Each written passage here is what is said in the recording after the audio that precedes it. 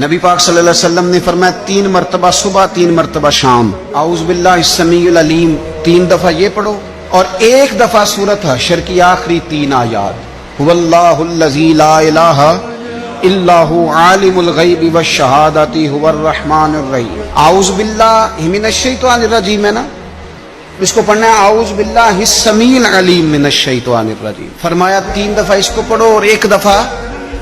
سورہ حشر کی 3 آیتیں، 1 دفعہ صبح اور 1 دفعہ شام۔ صبح کیا ہے، شام کیا ہے؟ تو اعلیٰ حضرت بریلوی فرماتے ہیں صبح سے مراد ہے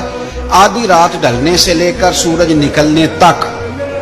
آدھی رات ڈھلنے سے لے کر یعنی تہجد کا ٹائم سے لے کر سورج اور شام کیا ہے، دوپہر ڈھلنے سے لے کر مغرب کی اذان تک،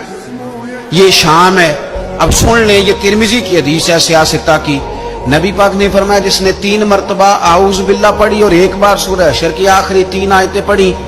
1 دفعہ صبح پڑھے 1 دفعہ شام پڑھے، نبی کریم علیہ السلام فرماتے ہیں اگر صبح پڑھے گا تو 70,000 فرشتے شام تک، اور اگر شام کو پڑھے گا تو 70,000 فرشتے صبح تک